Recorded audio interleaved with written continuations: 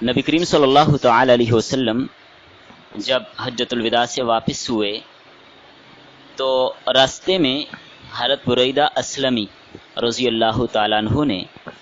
حضرت علی رضی اللہ تعالیٰ عنہ کی کچھ شکایات کی، تو آپ صلی اللہ علیہ وسلم نے غدیر خم کے مقام پر، یہ مکہ اور مدینہ کے درمیان میں ایک جگہ ہے، وہاں پر آپ صلی اللہ علیہ وسلم نے ایک خطبہ ارشاد فرمایا جس میں رحمت کائنات صلی اللہ علیہ وسلم نے ارشاد فرمایا کہ میں ایک بشر ہوں، ممکن ہے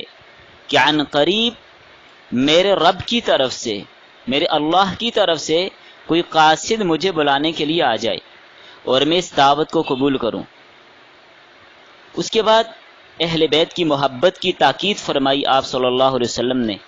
اور حضرت علی رضی اللہ عنہ کی نسبت فرمایا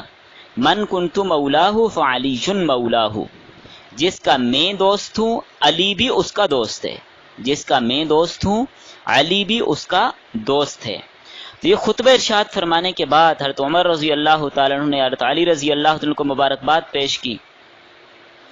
اور حضرت بریدہ رضی اللہ عنہ کے دل کے اندر جو کچھ تھوڑی سی ان کی طرف سے یہ بات آئی تھی، شکایات اشکالات تھیں، وہ باتیں دور ہو گئیں، ان کا دل صاف ہو گیا، اور جو قدورت تھی وہ زائل ہو گئی، ختم ہو گئی۔ اس خطبہ اور ارشاد سے آپ صلی اللہ علیہ وسلم کا یہ بتلانا مقصود تھا کہ حضرت علی رضی اللہ تعالیٰ عنہ اللہ کے محبوب اور مقرب ہیں، ان سے اور میرے اہل بیت سے محبت رکھنا یہ ایمان کا تقاضا ہے، اور حضرت علی رضی اللہ تعالیٰ عنہ سے بغض رکھنا، عداوت رکھنا، نفرت رکھنا یہ ایمان کے خلاف ہے۔ اور اہل سنت والجماعت کا یہی نظریہ اور عقیدہ ہے کہ حضرت علی رضی اللہ تعالیٰ عنہ کی محبت اور حضرت علی رضی اللہ تعالیٰ عنہ سے عقیدت رکھنا یہ ایمان کا تقاضا ہے، اور حضرت علی سے نفرت رکھنا یہ بات ایمان کے خلاف ہے۔ تو اس حدیث کا یہ مقصد ہے، اور یہ ہے واقعہ غدیر، جس کے بارے میں بہت سارے شکوک اور شبہات پائے گئے، اور اس واقعے کو غلط انداز سے پیش کرنے کی کوشش کی گئی۔ اور یہ واقعہ چونکہ 18 ذو الحجہ کو پیش آیا، اور حضرت علی رضی اللہ تعالی عنہ کی شان اور فضیلت اور عظمت اس دن نبی صلی اللہ علیہ وسلم نے بیان کی، تو مقصد کیا تھا؟ ایک وقتی ضرورت کے تحت نبی صلی اللہ علیہ وسلم نے حضرت علی رضی اللہ تعالیٰ کی فضیلت اور شان کو بیان کیا کہ لوگوں کے دلوں میں جو ان کے خلاف کوئی اشکال ہے یا بغض ہے یا نفرت ہے وہ نکل جائے اور دل صاف ہو جائیں حضرت علی رضی اللہ تعالیٰ کی طرف سے، کیونکہ ظاہر ہے حضرت علی رضی اللہ تعالیٰ عنہ عظیم شخصیت ہیں، لیکن اس واقعے کو بگاڑ کر اس سے کچھ اور مطالب لینا، کچھ اور مقاصد کے لیے اس کو استعمال کرنا، اور اس دن کو عید کے طور پر منانا یہ قرآن و سنت سے ثابت نہیں ہے۔ اس پر ہم تھوڑی سی گفتگو کریں گے۔ اور دوسری بات، اس حدیث میں جو نبی صلی اللہ علیہ وسلم نے یہ فرمایا حضرت علی رضی اللہ تعالیٰ کے لیے مولا کا لفظ، تو اس سے بھی بعض لوگوں کو کچھ شبہ ہوا اور اس لفظ سے استدلال کرنے کی کوشش کی کہ حضرت علی رضی اللہ تعالیٰ خلیفہ اول بلا فصل ہیں، یعنی مولا کے لفظ سے حضرت علی رضی اللہ تعالیٰ کی خلافت کو ثابت کرنے کی کوشش کی، خلافت بلا فصل، خلافت بلا فصل یعنی نبی صلی اللہ علیہ وسلم کے متصل بعد حضرت علی رضی اللہ تعالیٰ عنہ خلیفہ ہوں گے، اس لفظ سے یہ بات ثابت کرنے کی کوشش کی جا رہی ہے۔ بہرحال اپنے مقام پر اس پر ہم بات کرتے ہیں۔ تو 18 ذو الحجہ حضرت عثمان رضی اللہ تعالیٰ کی شہادت کی تاریخ بھی ہے۔ ابن خلدون البدایہ اور تاریخ دمشق، طبری اور روافظ کی کتاب بہار الانوار وغیرہ، ان کتابوں کے اندر بھی یہ بات لکھی ہے کہ 18 ذو الحجہ حضرت عثمان رضی اللہ تعالیٰ عنہ کی شہادت کی تاریخ ہے۔ تو 18 ذو الحجہ کو عید غدیر کے نام سے جشن منانا اور عید کرنا، اور اس میں بڑا شور شرابہ مچانا اور جشن کے طور پر اس دن کو منانا، یہ ایسے ہی ہے، میں آسان الفاظ میں یوں سمجھاؤں کہ جیسے 22 رجب کے کنڈے کیے جاتے ہیں۔ حقیقت میں حضرت امیر معاویہ رضی اللہ تعالیٰ کے خلاف بغض اور عداوت اور نفرت رکھنے والے لوگ 22 رجب کو حضرت معاویہ کی وفات کے دن میں خوشی کے طور پر یہ کام کرتے ہیں، اور اس کو نام کنڈوں کا دیا۔ اس کا نام کونڈوں کے ساتھ موسوم کیا۔ ایسے ہی 18 ذوالحجہ کو حضرت عثمان رضی اللہ عنہ کی شہادت کے دن کو روافض عید اور خوشی کے طور پر مناتے ہیں اور جشن مناتے ہیں حضرت عثمان کی شہادت پر، اور اس کو عید غدیر کے نام سے جانا جاتا ہے، اور بیچ میں واقعہ وہ والا لایا جاتا ہے اور وہ واقعہ لانے کی کوشش کی جاتی ہے۔ اس کے اقرار خود روافض کے علماء کو اور ان کے مؤلفین کو خود بھی اس کا اقرار ہے، ان کے مصنفین کو خود بھی اس کا اقرار ہے۔ اور پھر اس دن 18 ذوالحجہ کو عید غدیر کے نام پر منا کر اس دن متع کے نام پر حرام کاری کا دروازہ کھولا جاتا ہے،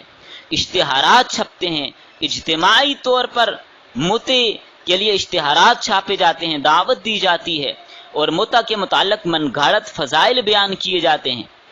جو کہ کہیں سے بھی ثابت نہیں ہے، فضول باتیں ہیں۔ تو حضرت عثمان رضی اللہ عنہ کی شہادت کی خوشی میں یہ سارا کچھ کیا جاتا ہے، اور اس پر محمد حسین صاحب کی نجفی کا اقرار بھی موجود ہے، اور یہاں تک یہ کہتے ہیں کہ عید الاضحیٰ اور عید الفطر سے بھی یہ عید غدیر زیادہ افضل ہے۔ بھئی کہاں سے آپ نے یہ بات ثابت کر دی؟ کون سے اس کا ثبوت ہے آپ کے پاس کہ عید الاضحیٰ اور عید الفطر سے بھی زیادہ افضل ہے؟ اسلام کے اندر تو 2 عیدوں کے علاوہ کسی اور عید کا تصور نہیں ہے۔ اور پھر روافض کی اپنی کتب میں بدعات کی جو تعریفیں لکھی گئی ہیں، اگر ان تعریفوں کو سامنے رکھا جائے تو ان کے مطابق، ان تعریفوں کے مطابق بھی یہ بات بدعت بنتی ہے کہ دین میں ایک نئی بات ہے جس کی کوئی حقیقت اور کوئی ثبوت نہیں ہے۔ تو عید غدیر روافض کی اپنی تعریف بدعت کے مطابق بھی بدعت ہے۔ اور یہ عید غدیر کے نام سے جس کو جانتے ہیں، ایک رافضی تبرہ باز بادشاہ نے 352 کے اندر اس کو ایجاد کیا۔ 3 صدیوں تک اس کا کوئی نام نشان کچھ بھی نہیں تھا، 3 صدیوں کے بعد اس کو ایجاد کیا گیا، اور اس کے لیے جو روایات پیش کی جاتی ہیں وہ سب کی سب باطل، موضوع اور من گھڑت ہیں۔ ان میں کوئی روایت ایسی نہیں ہے کہ جو قابل استدلال ہو۔ اور پھر یاد رکھیں، میں نے خلاصہ بتا دیا خطبے کا، یہ خطبہ دینے کی ضرورت کیوں پیش آئی نبی صلی اللہ علیہ وسلم کو؟ حضرت علی رضی اللہ عنہ کے بارے میں جو شکایات تھیں وہ شکایات دور ہو جائیں۔ اگر کسی کے دل میں ان کے بارے میں کچھ نفرت ہے تو وہ دور ہو جائے، اور ظاہر ہے جن کو تھی، جن کے اشکالات تھی، شکایات تھیں، ان کی شکایات ساری کی ساری ختم ہو گئیں، اور حضرت علی رضی اللہ عنہ کے لیے ان کے دلوں میں محبت پیدا ہو گئی۔ اور حضرت علی رضی اللہ عنہ سے موالات اور محبت کا اظہار اس لیے کیا کہ حضرت علی رضی اللہ عنہ کے بارے میں کسی کے دل میں کوئی رنجش، کوئی کدورت باقی نہ رہے۔ ایک تو یہ مقصد تھا اس خطبے کا۔ اور پھر جہاں کتب احادیث میں اس واقعے کا ذکر ہے، وہاں پر حضرت ابوبکر رضی اللہ عنہ کی خلافت کے قرائن بھی موجود ہیں، خلافت کے قرائن بھی موجود ہیں۔ تو آپ اس سے کیسے لے سکتے ہیں کہ اس سے مراد حضرت علی رضی اللہ عنہ کی خلافت ہے؟ اور ایک بات یہ کہ اگر خلافت ہی بتانی مقصود ہوتی تو پھر اس تالاب کے پاس، اس چشمے کے پاس، اس غدیر خم کے مقام پر، ان درختوں کے پاس جا کر بتانے کی ضرورت کیا پیش آئی؟ اگر حضرت علی رضی اللہ عنہ کی خلافت بتانا مقصود ہوتی تو پھر تو نبی صلی اللہ علیہ وسلم حجۃ الوداع کے خطبے میں بتا دیتے کہ میرے بعد خلیفہ حضرت علی ہوں گے،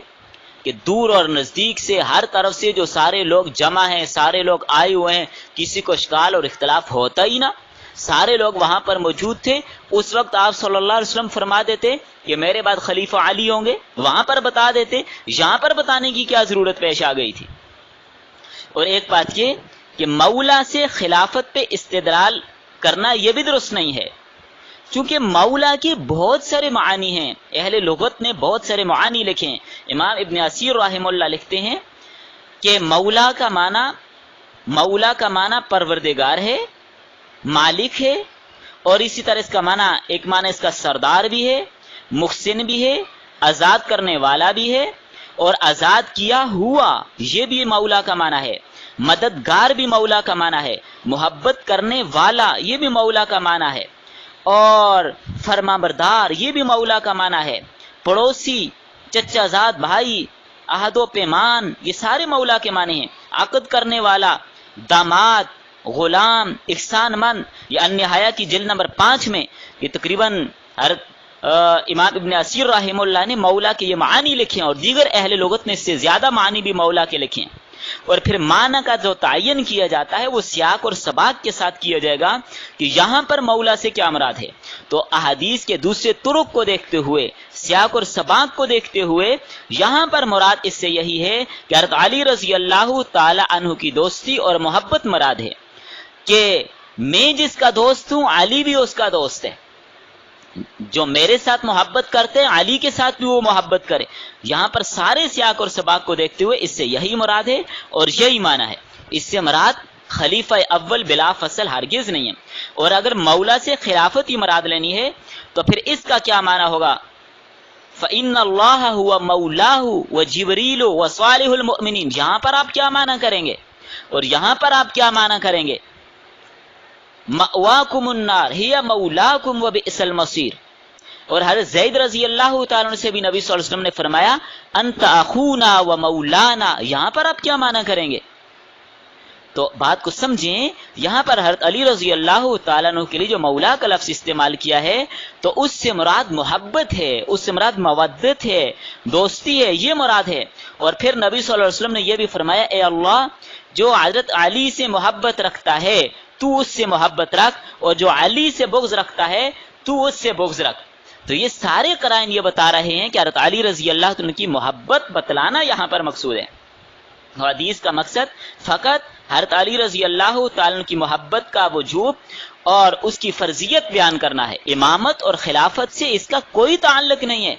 اور معمولی سی عقل اور فہم رکھنے والا، استعداد رکھنے والا بھی سمجھتا ہے کہ محبت اور خلافت میں زمین اور آسمان کا فرق ہے۔ محبت اور خلافت میں تلازم نہیں ہے کہ جس سے محبت ہو وہ خلیفہ بلا فصل بھی ہو جائے۔ محبت تو والدین سے بھی ہوتی ہے، اولاد سے بھی ہوتی ہے، بیویوں سے بھی ہوتی ہے، اور دوستوں سے بھی ہوتی ہے، سب سے ہی محبت ہوتی ہے۔ تو کیا سب خلیفہ ہو جائیں گے؟ حضرت عباس رضی اللہ تعالیٰ عنہ، حضرت فاطمہ، حضرت حسن، حضرت حسین رضی اللہ تعالیٰ عنہ، سب ہی سے آپ صلی اللہ علیہ وسلم کو محبت ہے، سبھی آپ کے محبوب نظر اور نور بصر ہیں۔ اور پھر حضرت فاطمہ رضی اللہ تعالیٰ عنہ تو آپ کی لخت جگر ہیں۔ اگر محبت دلیل خلافت ہے تو حضرت حسن پہلے خلیفہ ہونے چاہیے تھے، اور اگر قریب قرب یا قرابت پر نظر کی جائے اور یہ کہا جائے کہ خلافت کا دار و مدار قرب اور قرابت ہے تو اس لحاظ سے مقدم حضرت فاطمہ تو زہرا ہیں، پھر حضرت حسن ہیں، پھر حضرت حسین ہیں، پھر چوتھا درجہ حضرت علی رضی اللہ تعالیٰ عنہ کا آتا ہے۔ تو حضرات روافظ کے مسلک میں بھی حضرت علی رضی اللہ تعالیٰ عنہ خلیفہ چہارم بنتے ہیں۔ اگر اہل سنت والجماعت ان کو خلیفہ چہارم بنایا تو ان سے کیوں شکوہ کرتے ہیں؟ اور پھر جس وقت غدیر خم پر آپ صلی اللہ علیہ وسلم نے یہ خطبہ دیا اس وقت صحابہ کرام اور اہل بیت بھی وہاں پر موجود تھے۔ کسی نے بھی اس کا یہ مطلب نہیں سمجھا کہ نبی صلی اللہ علیہ وسلم کے بعد حضرت علی خلیفہ بلا فصل ہوں گے۔ اور پھر 2 ماہ کے بعد نبی صلی اللہ علیہ وسلم کی وفات ہو جاتی ہے، اور سقیفہ بنو ساعدہ میں مسئلہ خلافت جب زیر بحث آتا ہے جس میں وہ صحابہ بھی شریک تھے جو غدیر خم کے اس خطبہ میں موجود تھے، جنہوں نے اپنے کانوں سے غدیر خم کا یہ خطبہ سنا تھا، جو وہاں پر حاضر تھے، کسی نے بھی اس حدیث کو امامت علی کے لیے استدلال میں پیش نہیں کیا، حالانکہ سبھی وہاں پر مسئلہ خلافت کے وقت موجود تھے۔ کسی نے یہ نہیں کہا کہ بھائی غدیر خم کے موقع پر نبی صلی اللہ علیہ وسلم نے یوں فرمایا تھا۔ نہ حضرت علی رضی اللہ تعالیٰ نے، نہ حضرت عباس نے، نہ بنی ہاشم میں سے کسی ایک شخص نے بھی کسی وقت بھی حضرت علی رضی اللہ عنہ کے استحقاق کے خلافت کے لیے اس حدیث کو پیش نہیں کیا۔ تو بات سمجھ لیجئے کہ غدیر خم کے خطبہ میں نبی صلی اللہ علیہ وسلم نے حضرت علی رضی اللہ تعالیٰ عنہ اور اہل بیت کی محبت کا حکم دیا ہے اور ان کی دشمنی سے منع کیا ہے۔ اور الحمدللہ تعالی تمام اہل سنت والجماعت دل و جان سے حضرت علی رضی اللہ عنہ اور تمام اہل بیت کے ساتھ عقیدت رکھتے ہیں، محبت رکھتے ہیں، ان کی تعظیم کو، ان کی محبت کو اپنا دین اور اپنا ایمان سمجھتے ہیں۔ لیکن روافظ جو بے عقلی کا شکار ہو کر محبت کو دلیل امامت یا دلیل خلافت بلا فصل سمجھیں، اس کا اس حدیث کے ساتھ کوئی ذرہ برابر بھی تعلق نہیں ہے، اور نہ ہی اس دن سے کوئی عید غدیر ثابت ہوتی ہے، اور نہ ہی قرآن و سنت کے اندر اس کا تذکرہ ہے۔ اللہ تعالیٰ سے دعا ہے اللہ تعالیٰ ہم سب کو حق تک پہنچنے کی، حق کو سمجھنے کی توفیق عطا فرمائے۔ وما علینا الا البلاغ۔